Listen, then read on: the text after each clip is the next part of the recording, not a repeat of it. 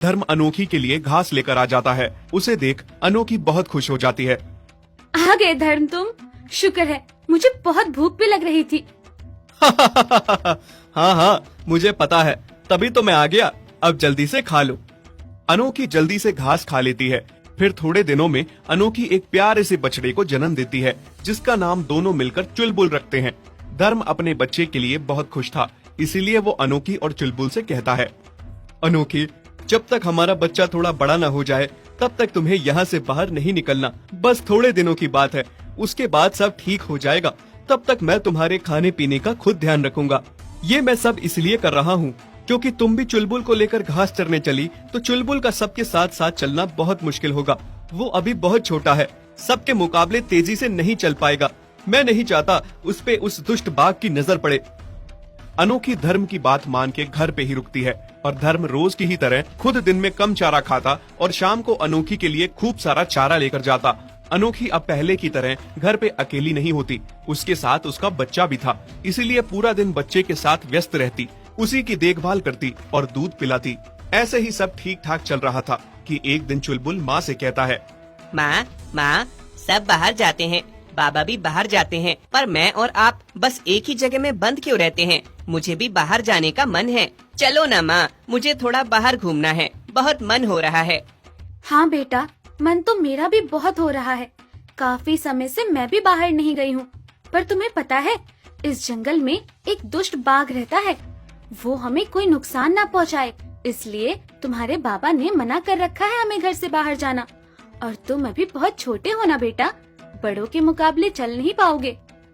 नहीं माँ, मुझे बाहर जाना है। मैं बहुत बहादुर हूँ, बिल्कुल अपने बाबा की तरह। मुझे कुछ नहीं होगा, आप बस मुझे बाहर ले जाइए। बस माँ, एक बार, और बाबा के आने से पहले हम लौट आएंगे। चुलबुल माँ के साथ बाहर जाने की बहुत जिद करता है। अनोखी को मजबूर होकर चुलबुल को बाहर घुमाने ले जाना पड़ता है। चुलबुल पहली बार बाहर जाकर बहुत ही ज्यादा खुश था।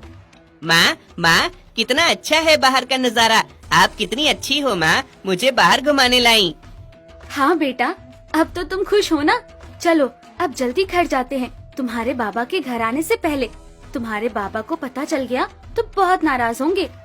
अनोखी जैसे ही चुलबुल को लेकर घर आने लगती है कि तभी रास्ते में वही खूंखार बाघ मिल जाता है, जिसका धर्म को सबसे ज्यादा डर था। अनोखी और चुलबुल बहुत घबरा जाते हैं। अनोखी को अपनी जान की परवाह नहीं थी, बस उसे उस बात की चिंता थी कि अब वो अपने बच्चे को कैसे बचाए, क्योंकि अब उसे पता था कि बाघ अब उसे छोड़ने वाला नहीं है। अनोखी को बस धर्म के घर से बाहर ना जाने की दी गई नसीहत याद आ रही थी और वो बहुत पछता रही थी कि उसे चुलबुल की जिद पे बाहर नहीं आना चाहिए था।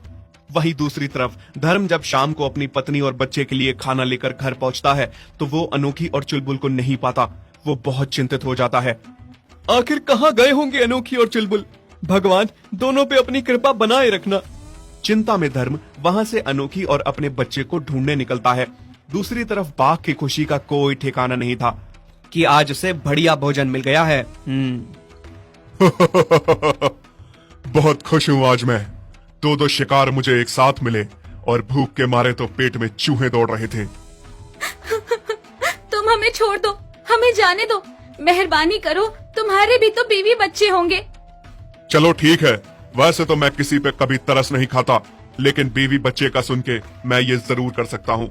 मैं तुम दोनों माँ बेटों में से किसी एक को खाऊंगा और किसी एक को छोड़ दूंगा। अब वो तुम आपस में देखो कौन मेरा शिकार बनेगा और कौन घर वापस जाएगा। ठीक है, तुम मुझे खा जाओ, पर मेरे बच्चे को छोड़ दो। मैं अपने बच्चे को मरता हुआ नहीं देख सकती। तभी धर्म अनोखी और चुलबुल को ढूंढता हुआ वहाँ पहुँच जाता है। नहीं नहीं, अगर तुम्हें खाना ही है तो मुझे खा जाओ, पर मेरे बीवी और बच्चों को कुछ ना करो। उन्हें कुछ हो गया तो मैं जीते जी मर जाऊंगा। नहीं, तुम मुझे खाओ, सारी गलती मेरी ही है। मैं ही बाहर आने की जिद कर रहा था माँ के साथ। मैं जिद ना करता तो अभी किसी की भी जान खतरे में ना होती। और वैसे भी माँ बाबा में से किसी को भी कुछ भी हो गया तो मैं कैसे रहूँगा। बाघ सबकी बातें सुनता है और हैरान हो जाता है कि कोई किसी को इतना प्यार कैसे कर सकता है। पूरा परिवार एक दूसरे के लिए जान देने को तैयार था। मैंने ऐसा प्यार आज तक कभी नहीं देखा। अगर मैंने तुम में से किसी एक को भी खा लिया तो तुम्हारा परिवार अधूरा हो जाएगा। और मुझे पाप लग जाएगा। इसीलिए मैंने सोचा है कि मैं आज का दिन भूखा ही रह लूंगा, पर तुम में से किसी को भी नहीं खाऊंगा। जाओ, जियो अपनी जिंदगी खुशी से। इस तरह से धर्म, अनोखी और चुलबुल बहुत खुश हो जाते हैं और खुशी खुशी घर आ जाते हैं। सीख: अगर हम एक साथ खड़े रहें तो पत्थर जैसी चीज को भी पिघला सकते हैं। किसी भी चीज